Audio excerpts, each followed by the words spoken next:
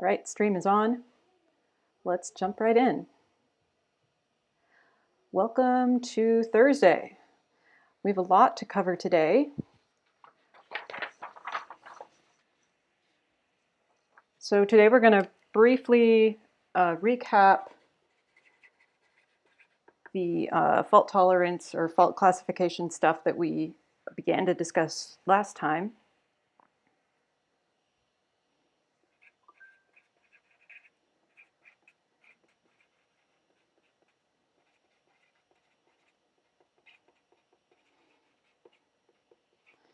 And I'm going to add to that a little bit by talking about forms of fault tolerance.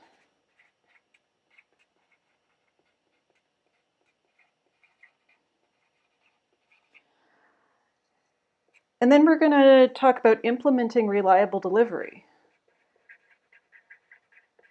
So we began to talk about reliable delivery last time. This time we're actually going to talk about how one might implement it.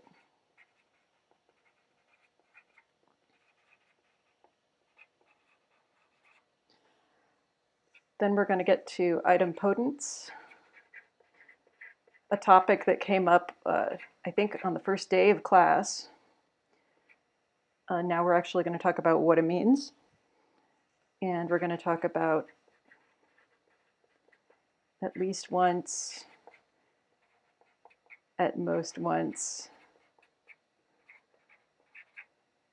and exactly once.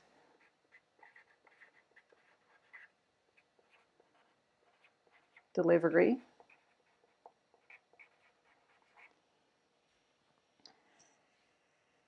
And then I hope we make it to discussing reliable broadcast. And implementing reliable broadcast.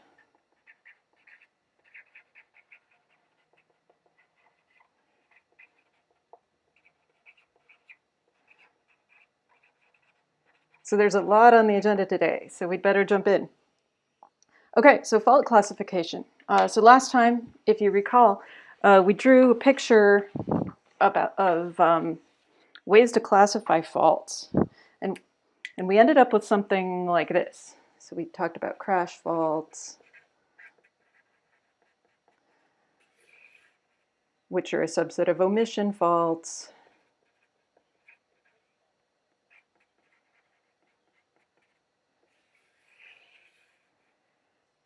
Which are a subset of Byzantine faults.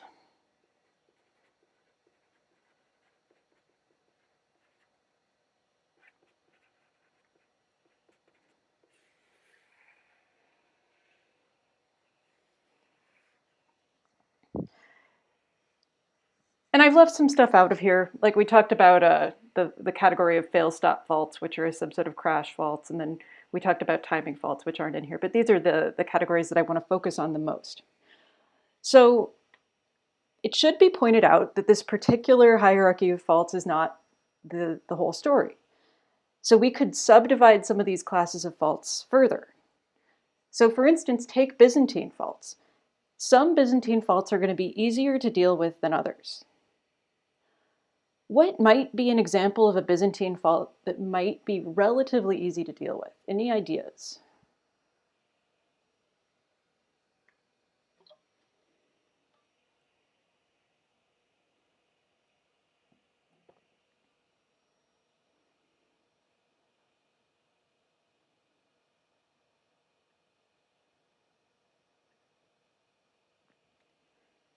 And you can either say it out loud or type it into Zulip.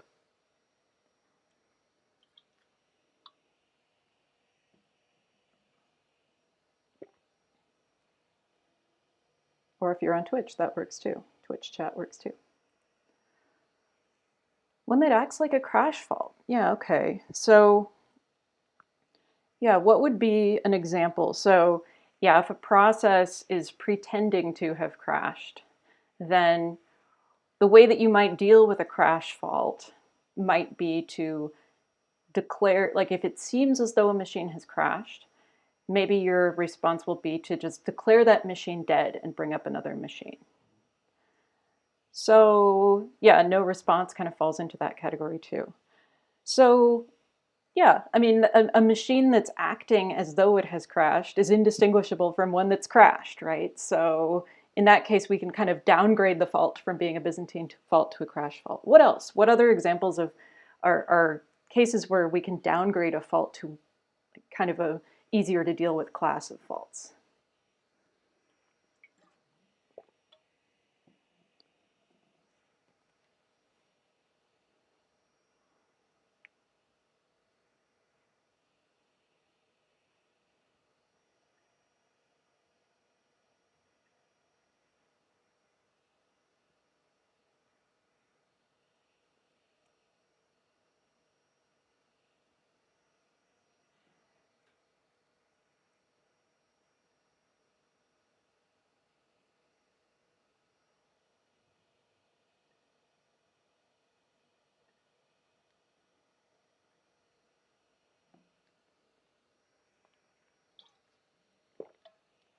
Well, let me suggest one thing.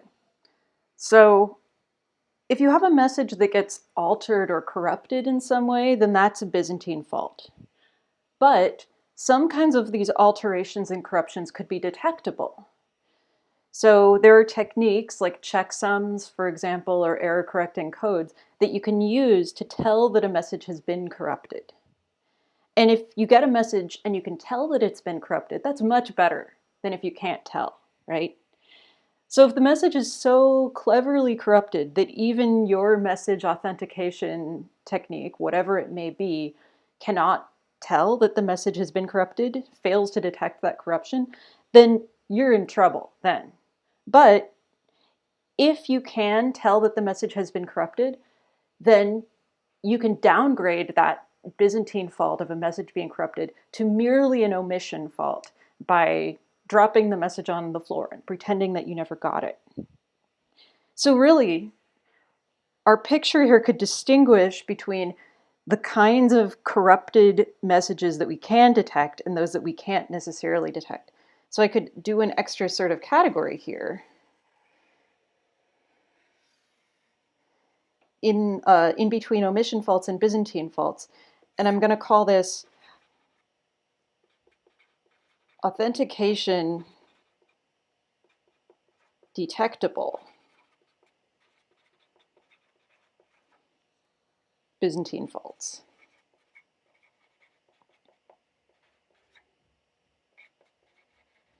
And what that means is that if you have gotten a message but you can detect that it's been corrupted, you can just drop or ignore the message. So basically, if you have good enough message authentication techniques, you can downgrade these certain kinds of authentication detectable Byzantine faults to merely omission faults. Omission faults are still not great, but they're better than having corrupted messages. So the specific details of what kind of authentication technique you might use are outside the scope of what we're talking about in this class. If you wanted to know more about that, then I would suggest taking a security class. But it's important to point out that not every Byzantine fault has to be the end of the world. And so the bigger point here is that these particular classifications of faults that I've written down here are not necessarily the only way to do it. So you could do finer grained classifications for a given application or in a given setting. So the question in chat is, so in general, narrowing it down is good? Well, the issue is that tolerating Byzantine faults, like this bigger circle, means anything could happen, right? So if you have to tolerate Byzantine faults, then you have to tolerate a whole lot of bad behavior. However, if you can say, well, I can tolerate authentication detectable Byzantine faults, it's nice to be able to say exactly what it is that you can tolerate. So it's nice to be able to define a classification of faults that you can or cannot tolerate. And it helps us reason about what exactly it is that we can or cannot do. I find that it's fairly common for people to use this term Byzantine fault when they when they mean something bad happened that we weren't expecting. But in practice, it might merely turn out to be a crash fault or an omission fault that they weren't expecting. So the term Byzantine gets thrown around a lot by people who want to sound cool. But what the fault that they're talking about isn't necessarily a Byzantine fault.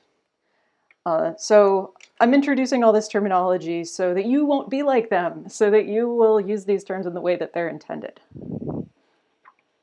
All right, and we talked about fault models as well. So just like we have this nesting of faults, fault classifications, we have a nesting of fault models. So if you're operating in the crash model, you can tolerate crash faults. Then crash faults are the kinds of faults that can occur in the fault model. There's another question in chat. So authentication detectable Byzantine fault just means no corrupted messages. No, authentication detectable Byzantine faults is a class of faults that may occur. This is a class, this figure is a classification of different kinds of faults that may occur. And then you can design your system in a way that you can you need to choose what kinds of faults you are going to be able to tolerate.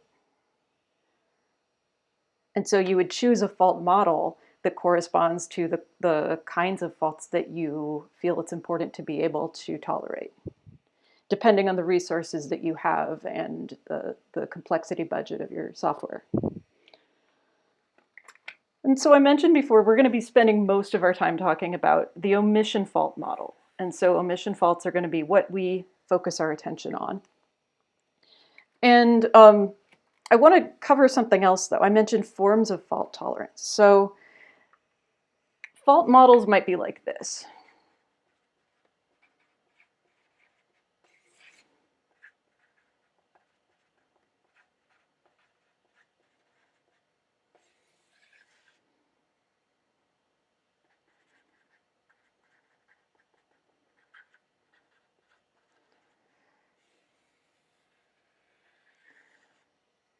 But that by itself can't possibly be the whole story, right?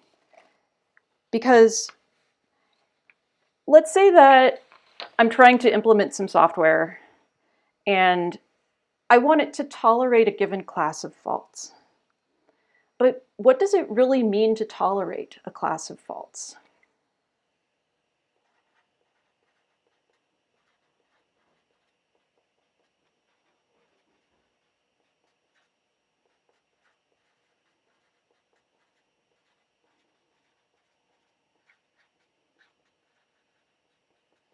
If you can tolerate a class of faults, does that mean that if one of those faults happens, then you behave exactly like you would have if that fault hadn't happened?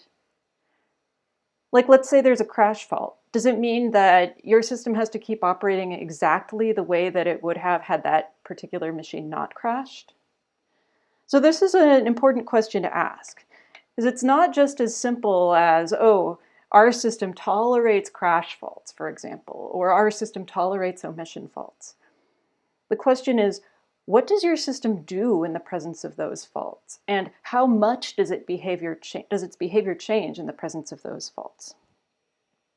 So we've talked a little bit about safety and liveness properties and what they are. So we talked about how a safety property says that a bad thing doesn't happen.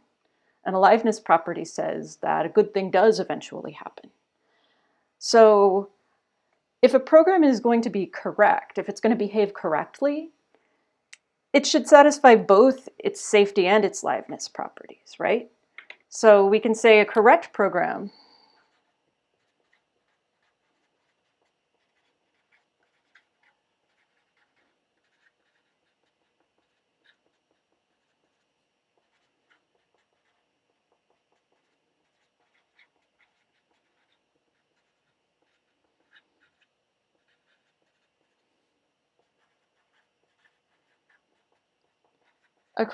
satisfies both its safety and its liveness properties. Now, what happens in the presence of faults? Well, it would be really, really great if, let's say it's a crash fault, for example. It'd be really great if we could say that our program continues to satisfy both its safety and its liveness properties in the presence of crash faults. But that's sometimes too much to ask. So maybe you have a program that doesn't continue to satisfy its aliveness properties, let's say, in the presence of a fault, but it does continue to satisfy its safety properties. On the other hand, you could have a program that only continues to satisfy its liveness properties, but doesn't continue to satisfy its safety properties. So the question here is really, how wrong does a program go in the presence of a given class of faults?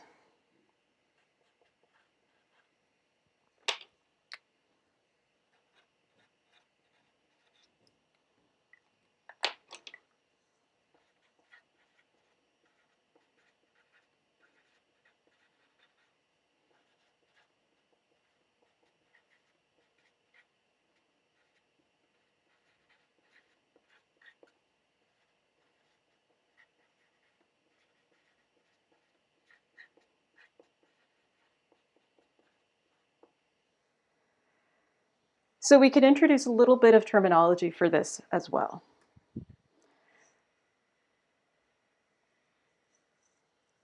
And as so often, we can do a little 2x2 grid that will help us understand the options.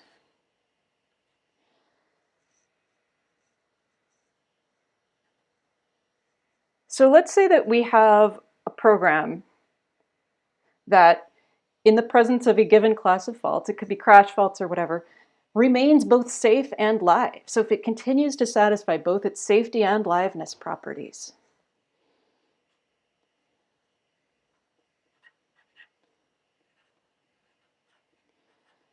So we can call that kind of fault tolerance masking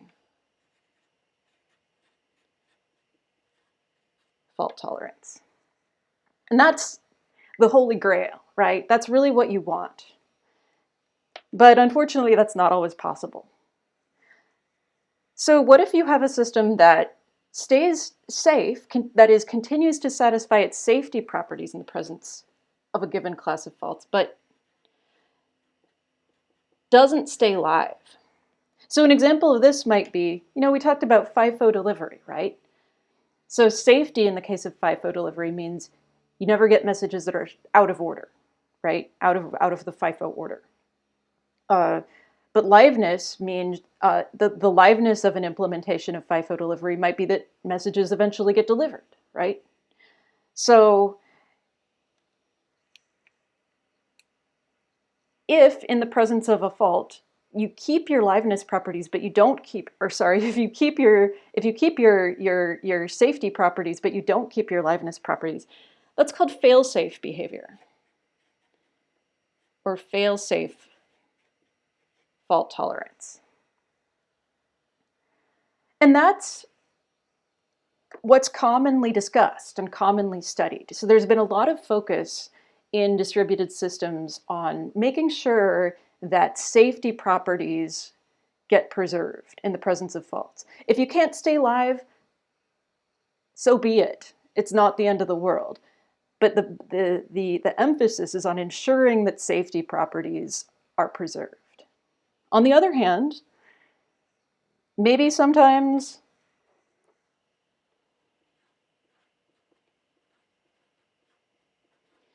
you're willing to give up safety properties in favor of liveness. So this would be called non-masking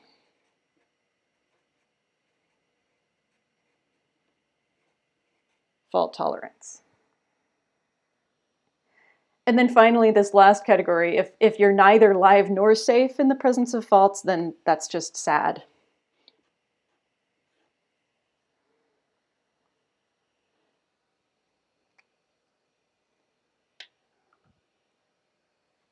So the reason I'm talking about this is because there's really more to this picture than just these just fault classifications. And there's more to say about a given program than just, oh, it tolerates crash faults or it tolerates omission faults. There's also the question of, what does it mean to say that it tolerates a class of faults, right? What behavior will it have in the presence of those faults? So, we'd love it if in the presence of faults, that everything would continue to satisfy both its safety and liveness properties. And then we'd have masking fault tolerance, which would be really, really nice. But most of the time, so this is like the happy face case over here, but most of the time we can't have that. So most of the time, the compromise that we might choose would be to continue to preserve the safety properties, continue to ensure that those messages keep getting, that those messages don't get delivered in the wrong order, right? Even if it means you have to stop delivering messages for a while, don't deliver them in the wrong order. That would be fail-safe fault tolerance. And that's often what we end up going with. And some other systems might choose a different compromise, right? They might say, keep delivering messages. It's okay if they have to go out of order for a while, but keep on delivering them. Which should you choose? Well, I can't answer that question for you. It's going to depend on the needs of your application and the situation that they're in.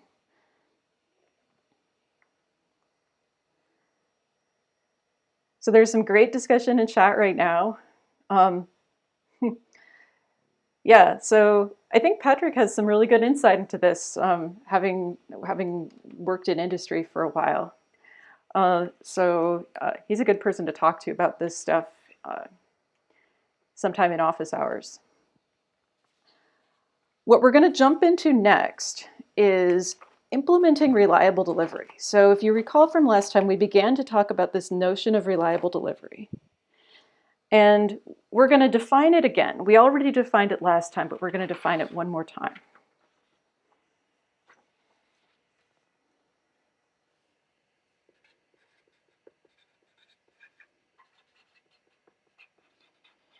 So recall that this is a liveness property.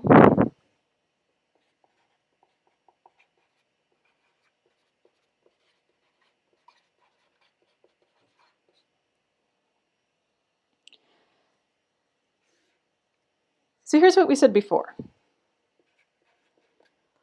Let P1 be a process that sends a message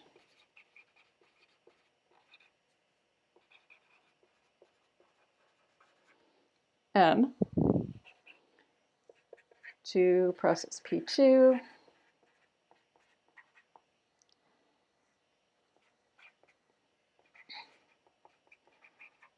if neither P1 nor P2 crashes.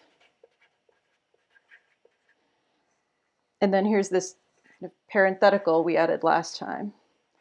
And not all messages are lost.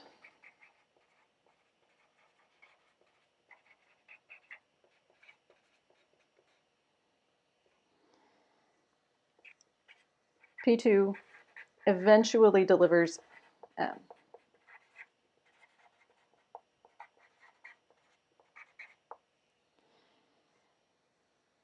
So we had a little bit of a discussion last time about, do we need this part here where we say not all messages are lost? So now that we've discussed fault models and fault classification, we can talk about this in a little bit more detail. So do we need this part?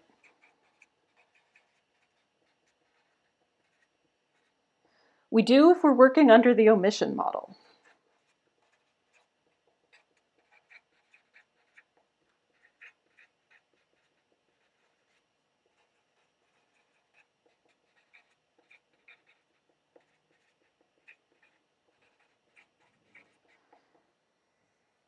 So I mentioned that the omission model was going to be where we would be spending most of our time in this class. So if omission faults can happen, then we have to design for that. And so we have to define reliable delivery in a way that accounts for that. In the omission model, messages can get lost. So we have to throw in this extra clause here. And the omission model is more realistic than just assuming the crash model. So we'd better stick with the omission model. So we definitely need this and not all messages are lost bit. Okay, how are we going to implement reliable delivery? If Alice has to get a message to Bob, how can she do so reliably? Any suggestions?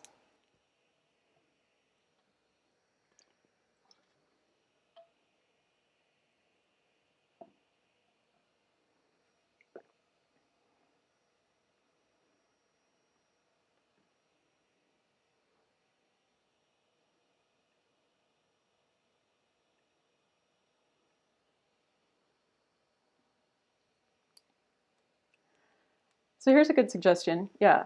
Acknowledge messages and keep sending until you get one. Yeah. So Alice can just keep sending over and over until she gets an ACK. So if Alice wants to send a message, here's what she could do.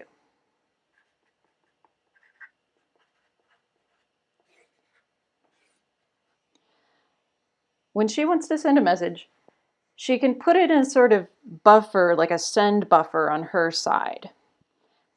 So she'll have, she can implement timeouts on her side. She's got a monotonic clock, so she can implement timeouts. And so her algorithm would go like this.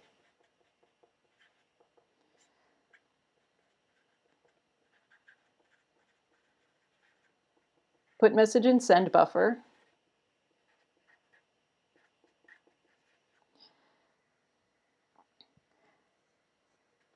Whenever the timeout expires,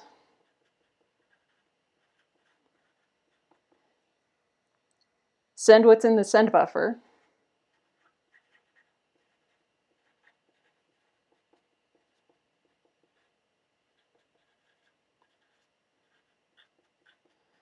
So don't delete it from the buffer yet. Just send whatever is there. And then when an ACK is received for a sent message, then you can delete it from the send buffer.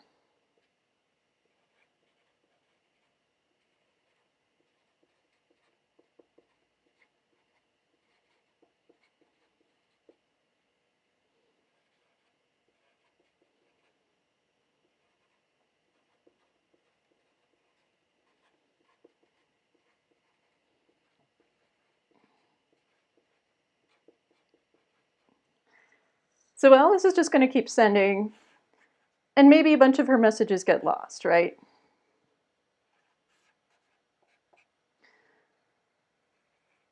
And every time the timeout expires, she's going to send again. Sooner or later, if a message gets through to Bob and he acts it, then Alice can delete her message from the send buffer. Then she knows that that message has been received. You see any issues with this implementation?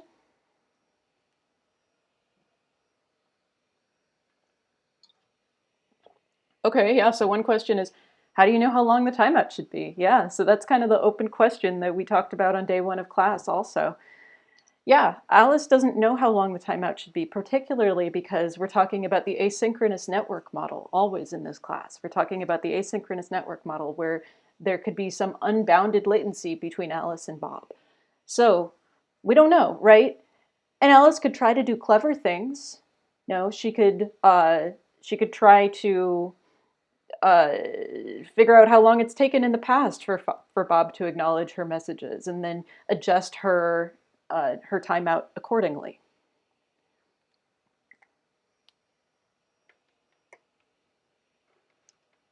Yeah, so certainly picking an appropriate timeout length is tough. If you pick something that's too small, then you're going to expire the timeout much more often than necessary. If you pick something that's too long, then you might not be sending messages as often as you could. Any other problems here? Any other issues with this implementation?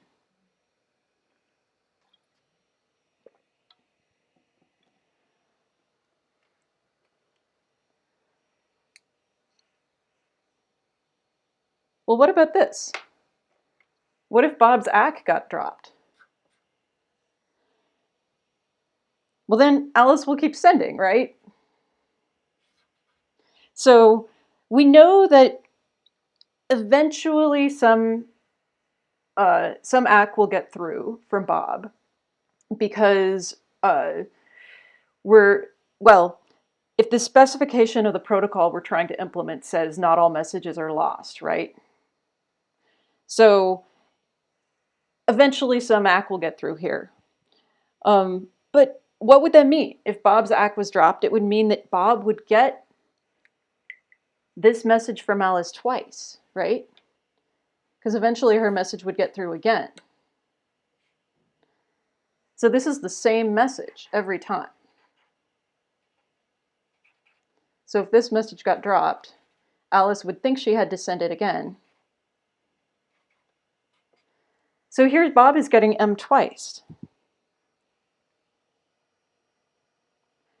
Is that a problem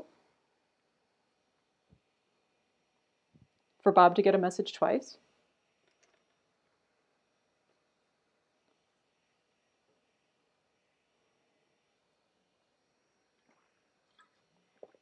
Yeah, it depends, right? I think it depends on the message.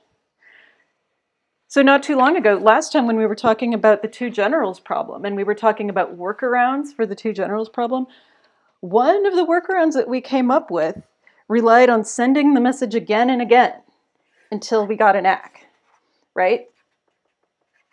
So we had something like where Alice would send attack at dawn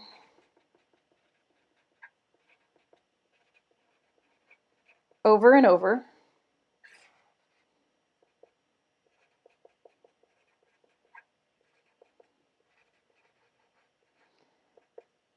And let's say both of these get through. Let's say Bob got this one and acknowledged it, and then his ACK didn't land until here. So this approach relies on sending the same message over and over and again until you get an ACK. And you have to assume that it's going to be okay if more than one gets through. So is this a problem? Well, maybe not, right? Like if the problem here is to decide when to attack, if Bob hears attack at dawn twice, is that so bad? Right? They both say attack at dawn. It's not as though this one changes what Bob is supposed to do. It just means he's getting told the same thing again. So if Bob actually got this first message from Alice and he acted, but then it took a while for his ACK to arrive, he might get an extra copy of the attack at dawn message. But that message wouldn't actually change his mind, right? Like, he's not going to say, oh, she said attack at dawn twice. That means I shouldn't really attack at dawn. No. It's not going to mean anything different for Bob in this situation if he gets a duplicate of the attack at dawn message. In general, some messages will have this property and others won't. So let's say that I'm assigning a value to a key in a key value store. So I'm a client.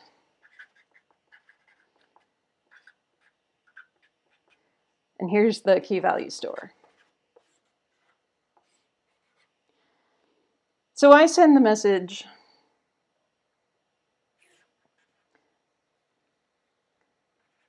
set x to 3.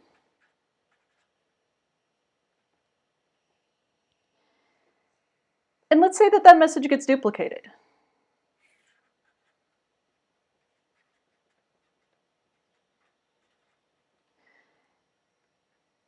If that message gets duplicated, do you think that it's a problem?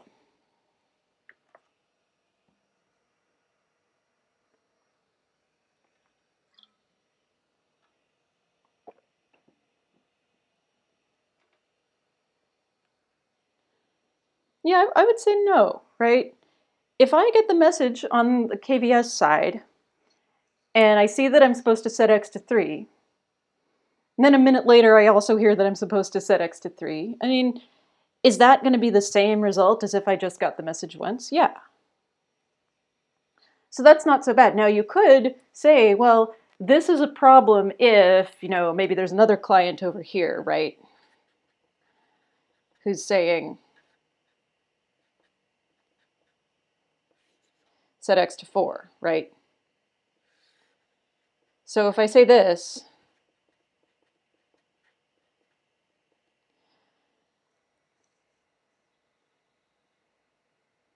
in that case, this second message did have an effect. Then we have a problem, right? But you know what? This first message here from our first client, call this client 1 and call this one client 2, the first message from client 1 also could have taken longer. The first message from client 1 also could have landed here. So even if there was only one message from client 1 and only one message from client 2, you could still get into this problem where client 1 overwrites client 2's message. So The multiple clients issue is not actually an issue with the message getting sent twice. It's an issue with the two clients trying to write to the same key in the key value store.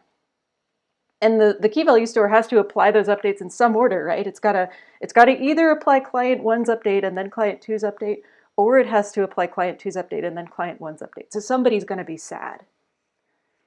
We'll talk more later in the course about how to deal with this kind of thing. But anyway, my point here is that this issue where client 1 and client 2 are both kind of fighting over what X should be is not actually an issue with the message getting sent twice, because the same issue could occur even if the first client only sent a message once. There's still some uncertainty about the order in which these two messages will land here on the KVS. So I would argue that this actually isn't the concern that we're dealing with right now. So just in terms of messages from this one client, is it a problem that we're sending multiple messages that set X to 3? And I would say no. I would say that if I'm getting these messages on the KVS side and I'm told that I'm supposed to set X to 3, and then later I'm also told that I'm supposed to set X to 3, it's the same as if I had just gotten the messages once. On the other hand, what if the message was this?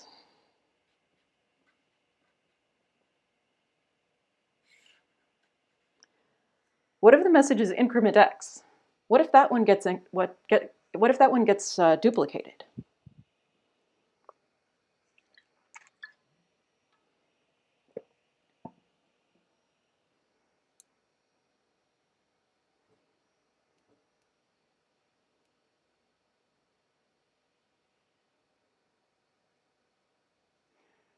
Yeah, it's no good, right? Because incrementing X twice is different from incrementing X once. So the word for a message that it's okay to receive more than once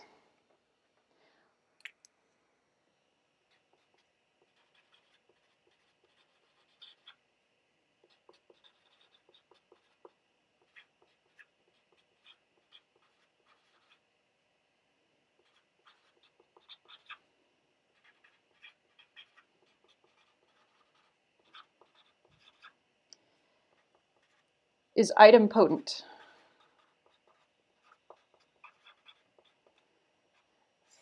And this is a word that I think some of you knew because you were already using it. So you might be familiar with this term from math, where we talk about the concept of idempotent functions. So what's an idempotent function? Well, that's when, so we say f is idempotent if you have f of x, that's the same as f of x. And then also, of course, that means it's the same as f of x, and so on.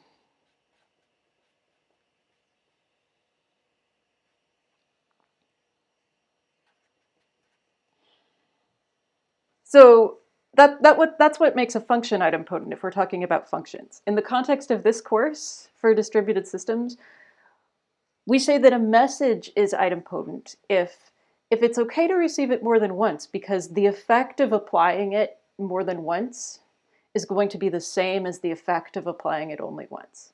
So set X to 3 is considered an idempotent message. Incrementing a variable is not an idempotent message.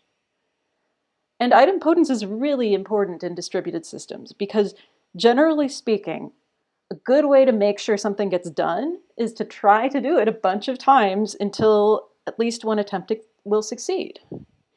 So this isn't always going to be possible. So sometimes we need operations that aren't idempotent. But if we can, generally speaking, we're going to have an easier time of it when we're working with idempotent operations. So what does this have to do with reliable delivery? Well, it turns out that in order to implement reliable delivery, we need to deliver a message more than once, sometimes. So reliable delivery is sometimes called at least once delivery.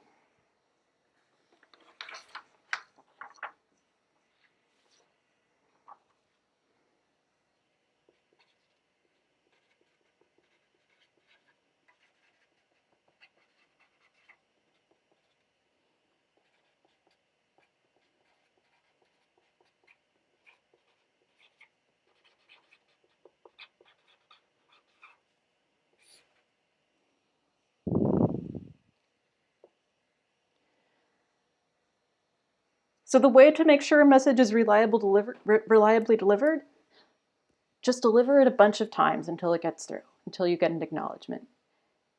And it had better be the case that you figure out to deal with possible duplicates on the receiving side.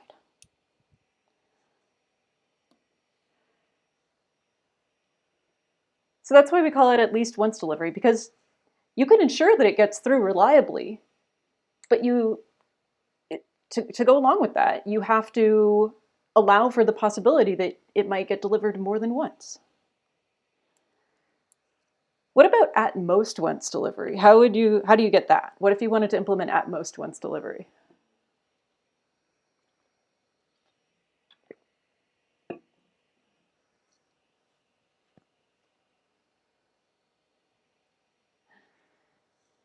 Yeah, it's really easy. Just send a message. If it arrives, great. If not, great. Yeah, so drop the messages after the first one. Or better yet, just don't do anything, right? 0 time delivery is the same as at most once delivery. So at most once delivery is very easy to implement. What about exactly once delivery?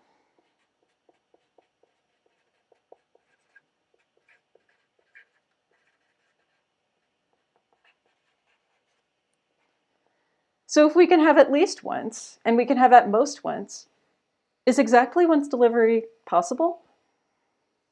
Is that a thing we can have?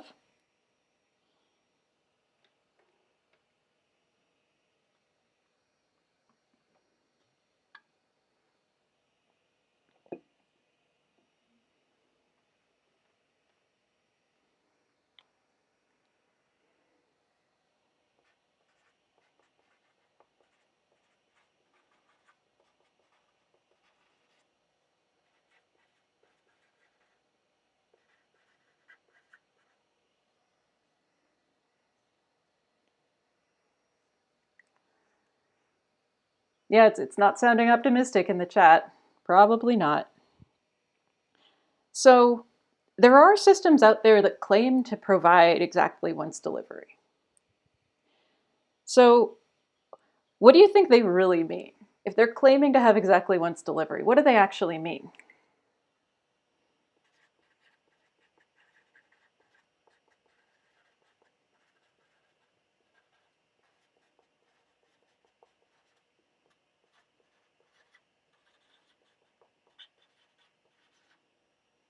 What do you think?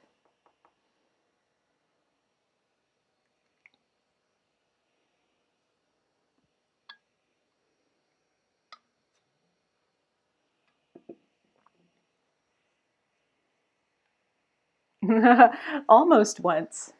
I like that.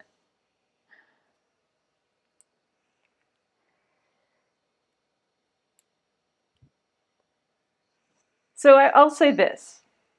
If you encounter systems out in the world that claim to provide exactly once delivery, or if you encounter people who claim that their system provides exactly once delivery, usually they mean one of two things. The messages were idempotent anyway.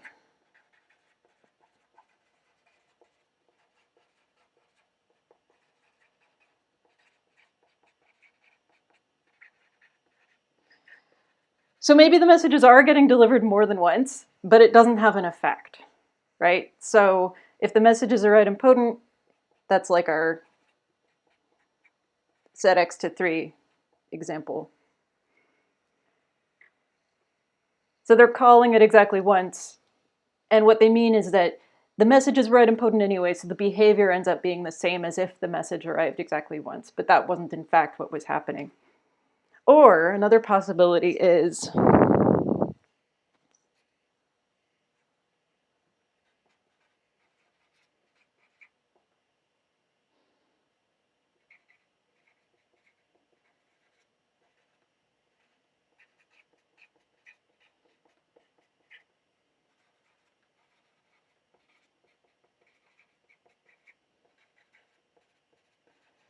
the other possibility is that they're making an effort to deduplicate messages. So on the receiving end, if they get more than one of a message, they're trying to detect that and and remove the duplicates. That's right. That's correct. The question in chat was they do something that drops all the duplicates. Yeah, so it means they try to do something to drop the duplicates and only apply one.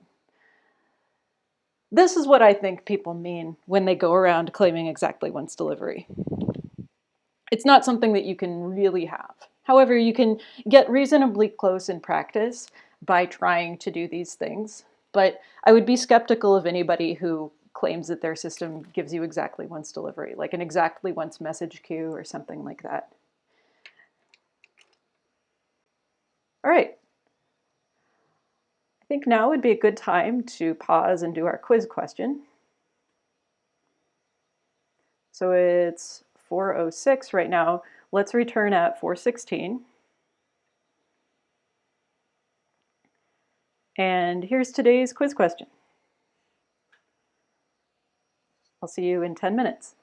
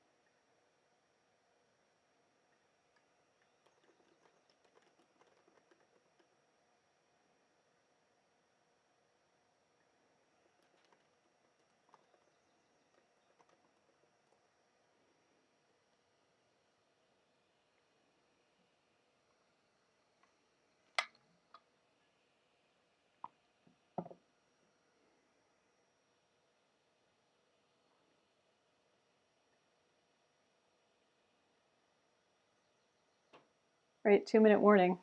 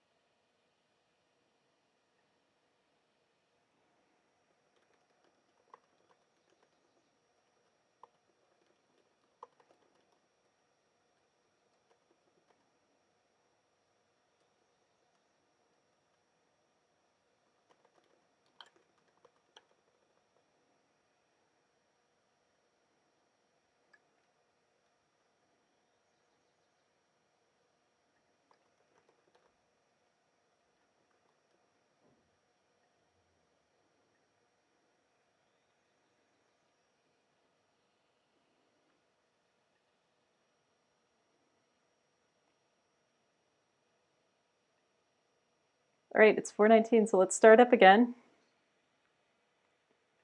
Welcome back. All right, so we've been spending a lot of time talking about fault models, reliable delivery, idempotence, a little bit on exactly once delivery and how that's kind of not real. The next thing that I want to talk about is reliable broadcast.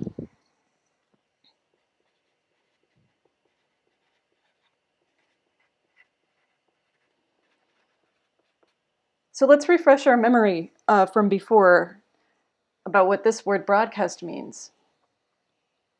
So we defined broadcast previously. Can somebody remind me what it means?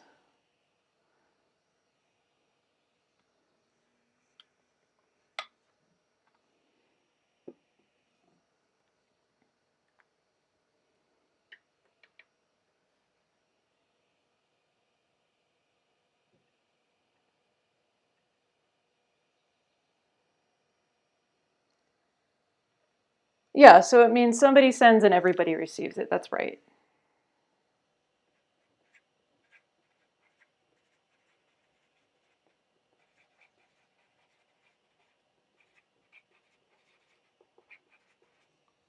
And that's in contrast to unicast or point-to-point messages, which have one sender and one receiver.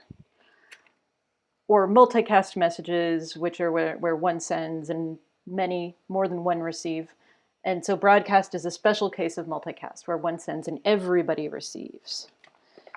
So we talked about broadcast communication before in the context of causal broadcast, right?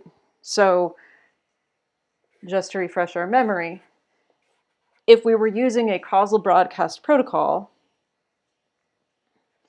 then a causal anomaly couldn't happen. Like if you had something like this, and you tried to send a message like this, the causal broadcast protocol would stop you from delivering this one at this point. Instead, it would get buffered, or queued, I guess is the word that we used for it before. And it would get bumped until later. So this message could get delivered right away, and this message could get delivered right away, but this message here would have to get buffered and only get delivered later. So broadcast communication means this sort of one-to-all communication. And if I wanted to, I could draw the little self arrows in here so we could see that these processes were also sending and delivering to themselves, but most of the time we don't bother. All right, so the question now is, how do you reliably broadcast a message? And we talked about reliable delivery a minute ago. So we're going to assume that there's a built-in primitive to begin with that lets you send a message from one sender to one receiver. So we're not going to be talking in this class about how to implement sending a message from you to one receiver. That might be something that you would study in networking or something like that. But assuming that you have that built-in primitive, how would you go about implementing broadcast? So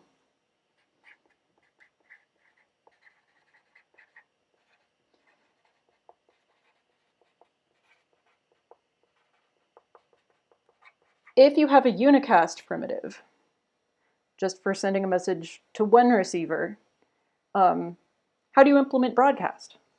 Forget even the reliable part for now. Just how do you implement broadcast if you have this unicast primitive?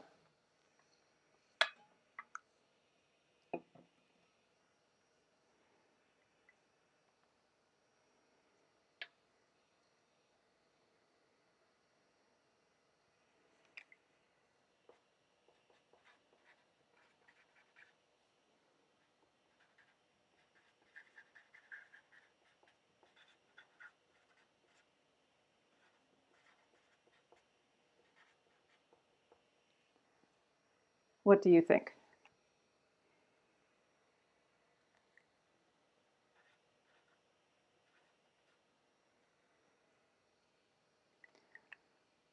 Yeah, just unicast to every process. Yeah, you can implement broadcast by just sending a series of unicast messages. So if I, Alice, want to send a message to Bob and Carol saying that Bob smells, then I can send it to Bob and then almost at the same time send it to Carol.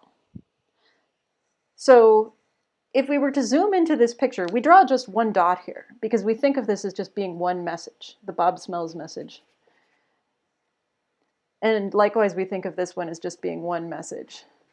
But under the hood, this is actually two messages. So if we were to zoom in to what Alice's process line looks like, it's actually sending a message and then a little bit later, it's sending another message. So this is the zoomed in view of what's going on. So under the hood, these are actually separate unicast messages. But the way that I want to think about them is as having the same send event. So I want to be able to think of them that way. And in fact, we have been thinking of them that way all along when we draw these multiple arrows with the same start point like this.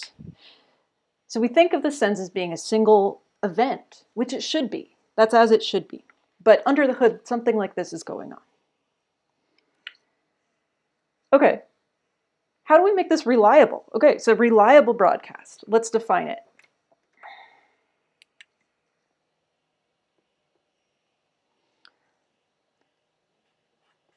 If a correct process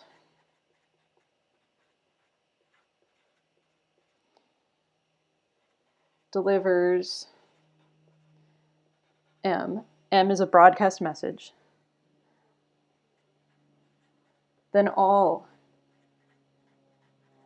correct processes deliver M.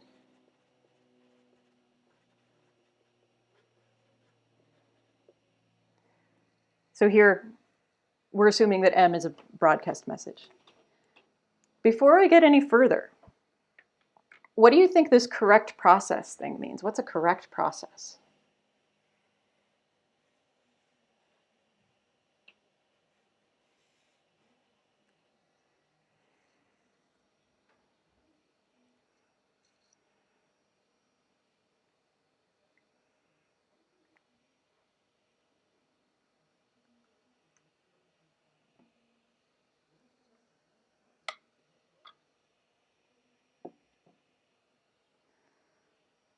Knows how to correctly unicast, okay.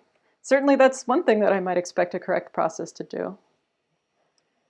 So the last couple of days we've been talking about reliable delivery, right? And we talked about a couple of different versions of reliable delivery. So once we said, no, reliable delivery means that if P1 sends a message to P2, then if neither P1 nor P2 crashes, then P2 eventually delivers the message. And then the other version that we came up with said the same thing, but it also added this extra caveat that also not all messages are lost. So why? Why did we define reliable delivery in these two different ways? Well, it's because it depends, what the definition that we want depends on the assumptions of the different fault models. If your fault model is the crash model, like we said, then message loss isn't a thing. So it's okay then to define this reliable delivery property without talking about message loss. On the other hand, if you're in the omission model, then message loss can occur. So then you have to have this extra caveat that says not all messages are lost. If you were in the Byzantine fault model, you'd have to have another caveat. You'd have to say reliable delivery is if, no, P1 sends a message to P2 and nobody exhibits any Byzantine behavior, as well as the other caveats that we had about neither crashing or not all messages being lost. Then process 2 eventually delivers the message. So you have to add all these different caveats. So it'd be nice if we could define these kinds of properties in a way that's independent of the particular fault model that we happen to be using at the moment. And we can. So there's a way to define it that's general enough to subsume these earlier definitions. And that's this correct process business. So what does correct process mean? What does it mean for a process to be correct? It depends on your fault model. So if you're working in the crash model, where the bad thing that can go wrong is that a process can crash, a correct process is one that hasn't crashed.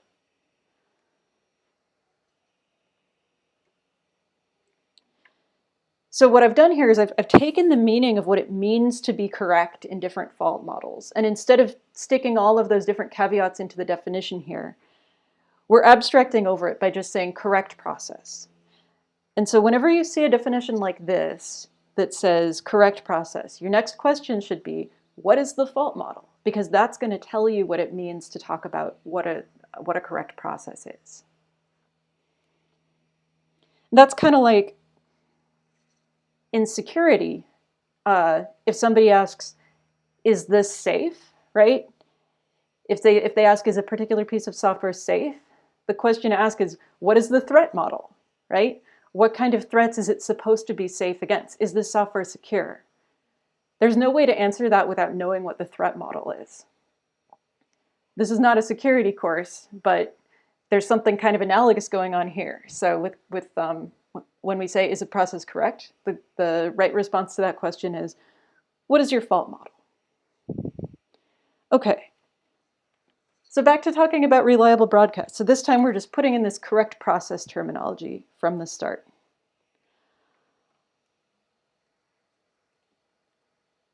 And let's say just for now that we're just working within the crash model. So message loss doesn't happen, but we do have to confront the possibility of processes crashing. So I'll say for now, crash model. That means that when we talk about a process being correct, we mean a process that doesn't crash. Okay. So suppose we have Alice, Bob, and Carol. Let's say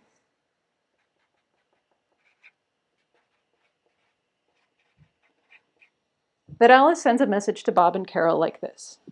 Let's say that Bob successfully delivers the message.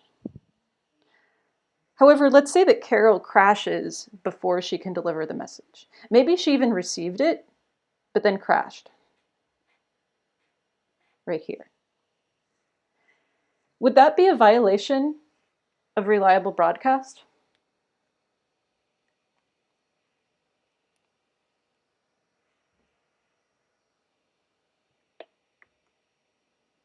No, that's right. Carol crashed, so she's not a correct process, so it's okay that she didn't deliver the message. But what about this?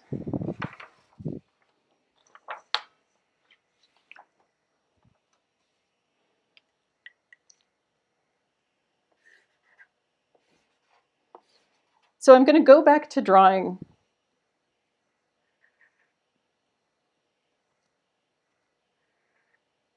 our three processes, and I'll continue to zoom in here on this.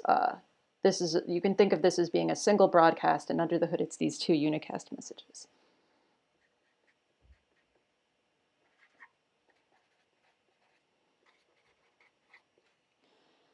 So let's say Alice sends her message to Bob.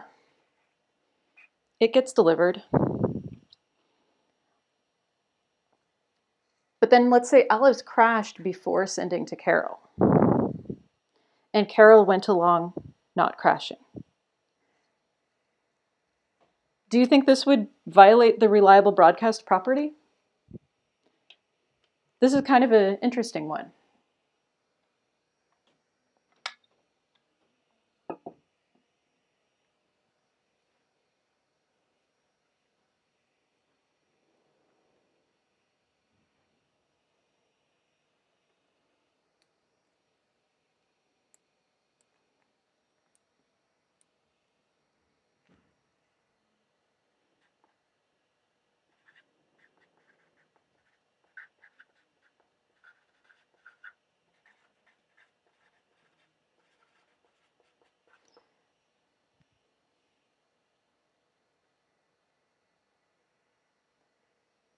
Yeah, so keep in mind we said reliable broadcast means if a correct process delivers M, then all correct processes deliver M. Well, Carol's over here.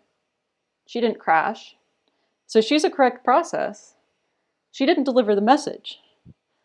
So it's kind of looking like this is not reliable broadcast. The point of confusion here is that you could argue that Alice didn't actually manage to finish broadcasting the message. So you could argue that it's not a broadcast message to begin with.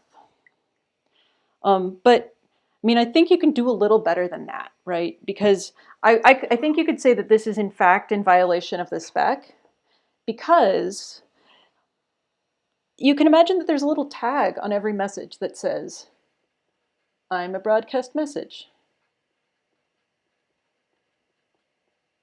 right? Because when this message went out, it didn't know that Alice was going to crash later. So it's expecting that the other broadcasts are, rather the rest of the unicast messages are going to happen, making it a broadcast. So Bob's gotten this message with its tag that says, I'm a broadcast. Bob is sitting here thinking, oh, I've gotten a broadcast. Carol must have gotten it too, or she must be about to. So you could say that, yeah, this is in violation of the specification. So even if the sender crashed before sending it to everyone, you can tell that this message is in fact supposed to be broadcast. And so you can say that something went wrong here. So knowing that a process can crash in the middle of trying to broadcast a message, can anyone think of a way that we could still get reliable broadcast?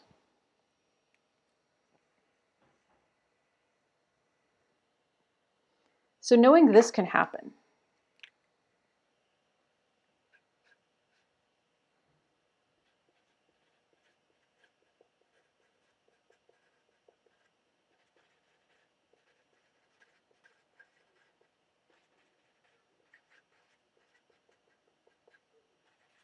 can we still get reliable broadcast? Take a second to think about it.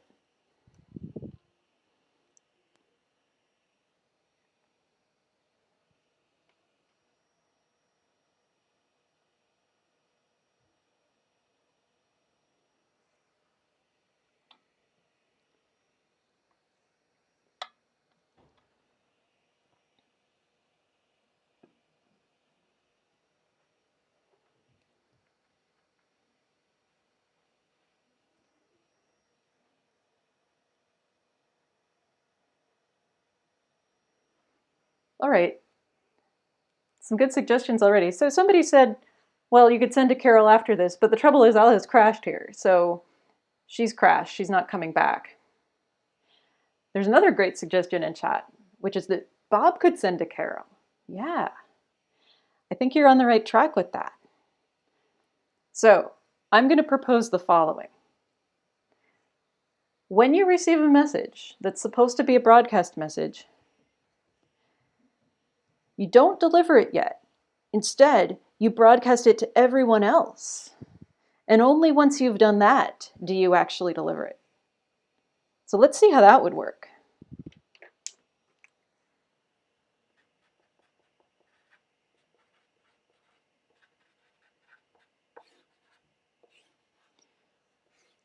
So So let's say Alice sends to Bob, and then she crashes. So she's done. Bob gets the message, but he doesn't deliver it yet. Instead, he's going to forward a copy of it onto everyone else. So if you wanted, you could add an optimization that says that, he doesn't send it back to the sender. But he could also send it back to the sender, whatever. So he'll forward it to everybody else. And only after doing that will he deliver it himself. And Carol, when she gets the message, she knows that she got a message from Bob, right? But she doesn't know if everybody else has it yet. So Carol, when she gets a message, she's also going to forward a copy to Alice and Bob. And then she delivers it. Now Alice crashed, right? So these messages don't actually get to her, right? Because she crashed. But this is a way that Carol can still get the message, even though the original sender crashed. So let's try to think of some possibilities here of things that could go wrong. So what would happen if Bob crashed right here before sending to Carol, for example? Well, if Bob crashed right here before sending to Carol, then Carol would never get the message, right? And so none of this stuff would happen. But then Bob would never deliver the message himself, because Bob doesn't deliver the message until after he's sent the message to Carol. So then Bob would never deliver the message himself. So then nobody would be delivering the message, right? And remember, reliable broadcast says if a correct process delivers the message, then everybody does. But if Bob crashed right here, then nobody would deliver the message. So the precondition wouldn't be met. So we'd be okay. So that would actually be fine. Okay. What if Bob sent to Carol and then crashed? Like right here.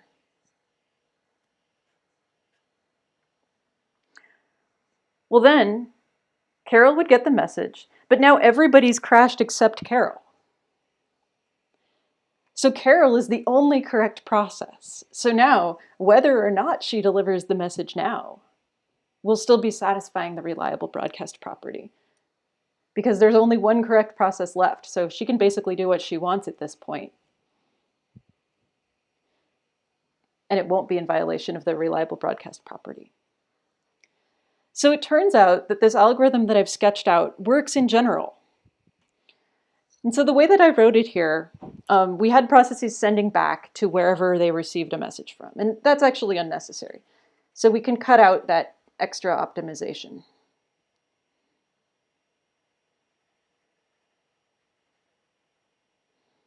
Or rather, we can make an optimization that cuts out those messages.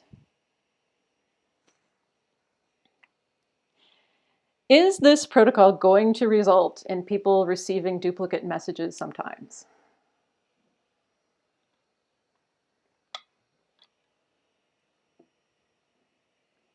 Yeah, absolutely.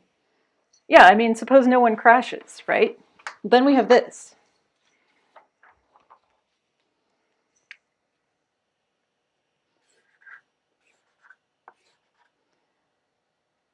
Then we have Alice sending to Bob and Carol. We have Bob getting the message here and sending it to everybody except the sender. So, he sends it to Carol. And we have Carol getting the message and sending it to everybody except the sender. So she sends it to Alice.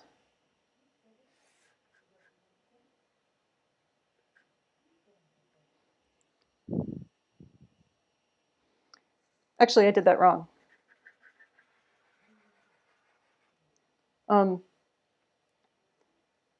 So in this case here, Alice sends the message to Carol. Both of these messages get through. Carol is going to send this one to Bob as well.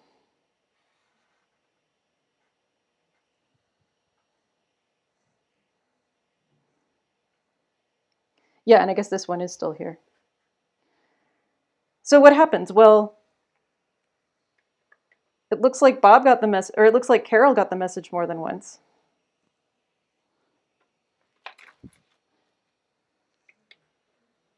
Actually, I'm confused by my own picture here.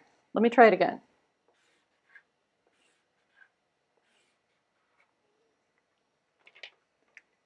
Sorry. Usually I try to practice a little more. All right, so this is the setting where nobody crashed. So Alice is going to broadcast to everybody. Bob gets the message. He says, okay, I better send to everybody except the sender. So I'll send it here. Carol gets this message and says, okay, I'd better send it to everybody except the sender. I'll send it here. And Carol gets this message and says, okay, I'd better send it to everybody except the sender. I'll send it here. Okay. So Bob and Carol would each get the message twice. So here's Carol getting the message twice. Bob got the message here and he got it again here. Alice got her own message. So something that they can do is keep track of what messages they've delivered, right? So after Bob sends here, he's going to deliver the message to himself. And so he knows he doesn't need to deliver it again at this point. Likewise, Alice delivered to herself here. So she's delivered the message. So she knows she doesn't have to deliver it back to herself if she gets it again. And similarly here, after Carol sends the message to Alice, then she can deliver it here, so she knows she doesn't have to deliver it again. So something they can do is keep track of what messages they've delivered, and then if they get one that they've already delivered, if they receive one they've already delivered, they don't have to deliver it again. And furthermore, with forwarding, if they've already delivered a message, they don't have to forward it again.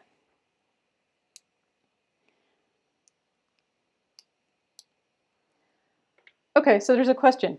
What if Bob receives Carol's broadcast before he delivers to himself? So the protocol says that after you send on to everybody except the one that you got it from, you deliver to yourself right then. So that can be thought of as sort of an atomic thing that you do. You send to everybody else, and then right after you've done that, you deliver to yourself. So you're wondering if it's possible that a message could sneak in between that time. Well, that seems unlikely because the message would have to get all the way to Carol, right? And then all the way back to you before you delivered it. So I don't think that's too much of a concern, actually.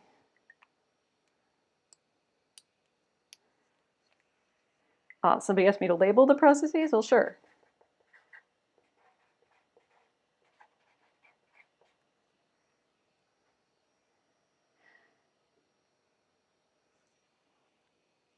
So the big idea that I want to leave you with here, which we saw examples of both a minute ago when we were talking about reliable delivery, and we said that we could accomplish reliable delivery by just sending copies of messages until you get an ACK, right? And now this time with reliable broadcast, there's kind of a big thing that's going on in both, which is that fault tolerance often involves making lots of copies.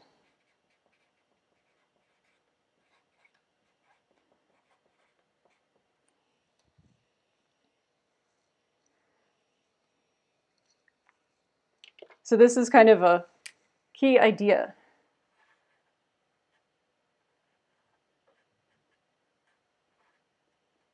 Of this course. Fault tolerance often involves making copies. So in the case of reliable delivery, we were able to tolerate message loss by sending multiple copies and until at least one got through. In the case of reliable broadcast, we were able to tolerate processes crashing by making copies of received messages and forwarding them. Okay, somebody just asked a good question in chat. This is all just talking about the crash model, right? The only bad thing that I was talking about here was crashing. Could you make this reliable broadcast protocol work in the omission model? What would you have to do?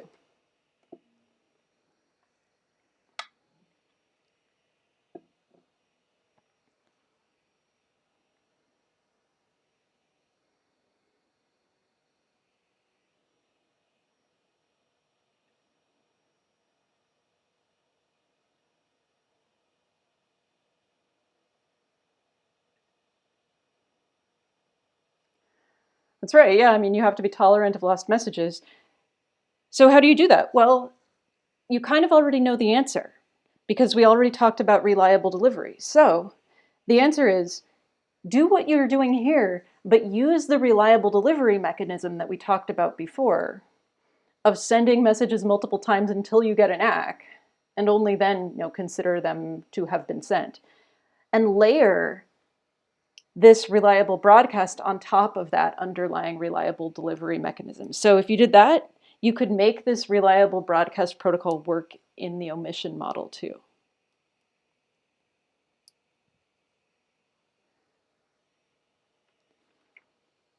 So in this case, process crashing, like when we talk about a process crashing, we're mostly worried about processes crashing in the middle of trying to do a broadcast, right? So you can think of that as being a kind of message loss as well, even though we're still just in the crash model. But that makes sense, right? Because we know that crash faults can be thought of as a special case of omission faults. Crash faults are the special case of omission faults where all the messages to and from a particular process are lost. So what's going on here is that we're mitigating message loss by making copies of messages. Questions about that? Or questions about anything that we've discussed so far?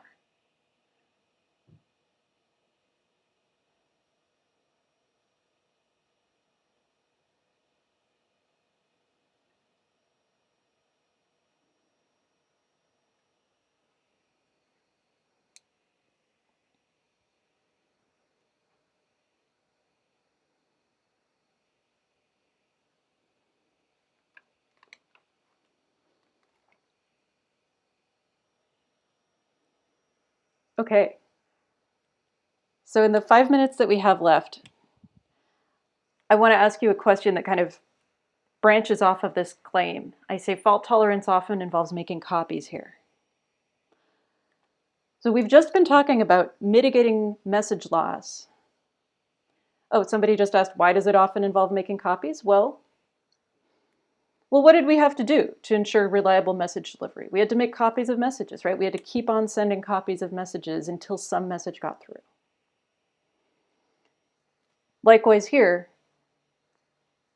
you had to make Bob had to make a copy of this message from Alice and forward it on to Carol. So that's how we accomplished reliable broadcast in this picture. But what else, under what other circumstances does this principle apply? So we've been talking about mitigating message loss. But what else in distributed systems, what else other than messages do you have to be concerned about losing?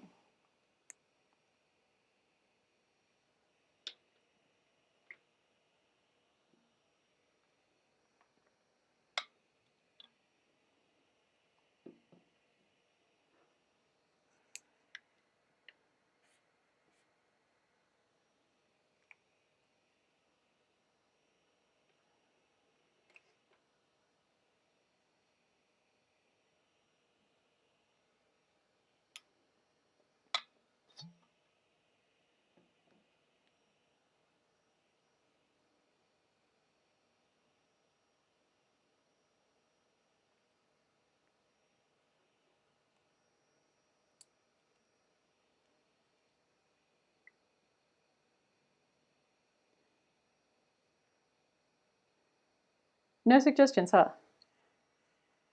What if you're a process and you know that X is 3 and Y is 4, and then you crash? Well, you've lost that information, right? How do you mitigate that loss of data? What can you do about that?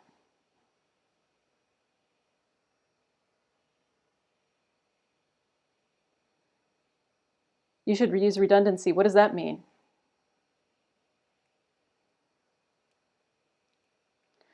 Store things multiple places. Exactly. You make copies. If you're a process and you have some state and you crash, but if there's another copy, then the data isn't lost forever. So making copies can help us mitigate loss of messages. It can also help us mitigate loss of data, or state, in other words. Processes keep state, or equivalently, processes keep data. So we can mitigate data loss by making copies of it, or in other words, replication.